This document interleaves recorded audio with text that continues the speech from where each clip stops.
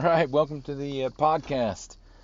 Um, if you've listened to this series on the book of Romans, I know that we are in a place now where it, it it opposes a lot of what we think and what we believe, and I know that this is the point of contention, and so I want to take I want to take it a little bit slower, and I want you to at least know um, the reasons, like why I'm saying what I'm saying, and why I believe the way I believe. So I know that when I say things that we are no longer under the Ten Commandments, that is very I don't know the right word, but this is where the agitation takes place. And I know for me, the first time I ever heard somebody say that, I was blown away. I was like, what is this guy saying? Like, this is craziness. And I thought, it's like, this is like, if I've ever listened to a like a deceitful message or something that I knew was like a false doctrine. Like, everybody's always concerned about these false doctrines. So I was listening to this guy, and I was like, oh, for sure, this is false doctrine, because he was saying that we are no longer under the Ten Commandments. That's old covenant stuff, and God does not require that from us anymore. And I just, like, I was angry. I was like, this guy's wrong. How can he even say this? But then this took a while, but I ended up because I was going to prove this guy wrong. He was a well-known speaker, and here I am, just a young kid, and I'm gonna prove him wrong, because I didn't like what he was saying. It was offensive to me. I didn't like that. If you are against the Ten Commandments, you're against Christianity, right? And so I'm just gonna prove this guy wrong. But what happened is I ended up proving myself wrong. But along the way, I like, at the time, I couldn't tell you. I would not have been able to tell you what was taking place. But listening to this guy, so what I would do is I would listen to this guy, and he quoted a lot of scripture, and so I would pause. I was actually listening to cassette tapes, if you can believe that. But I would pause this tape, and I would go and I'd look up the scripture that he said, and I was hoping that he was at least, had a word or two wrong, where I could be like, aha, he said this and it's wrong. And what was taking place in my life is that God, by His grace, was holding me in a place long enough where I could experience His love for me personally, and I did not know that at the time.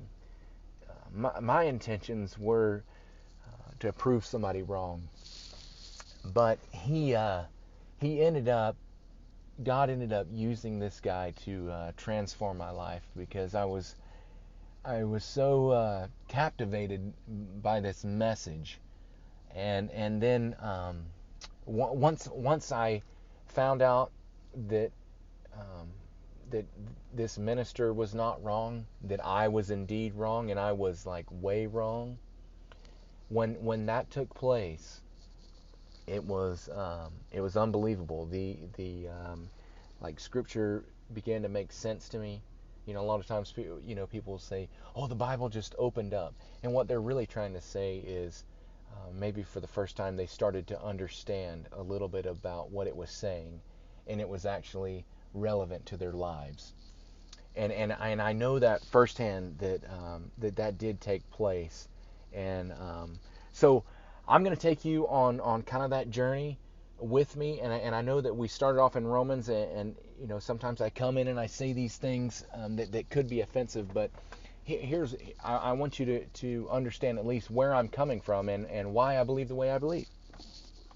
So we've been talking about Abraham, and we talked about justification by faith, by what Abraham believed. God saw him as righteous, and this, when when we start using the words like righteous, if you're ever in a service, a small group, if you're listening to somebody, pay attention to how many times they reference Jesus Christ, the word or teaching of righteousness, and then see if they ever key in on this phrase, the righteousness of Christ.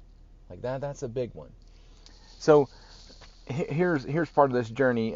We went back in Romans. We were talking about Abraham, and so we said that Abraham was the father of us all. He's the father of faith, right? So as I was listening to this minister, and he was talking along these lines about we're no longer under the old covenant, we're no longer under the Ten Commandments, these things, he started establishing that in fact, Abraham is our father, and he is the father of all who believe. So he kind of took me on a journey through the book of Romans and kind of established that fact for me.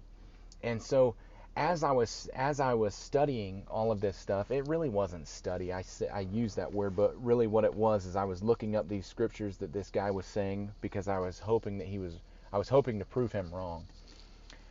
And so after I finished that little study in Romans with this guy, I began to see this same thing, this justification by faith, no longer under the Ten Commandments, and being just as righteous as Jesus Christ. Like I started seeing those 3 bullet points.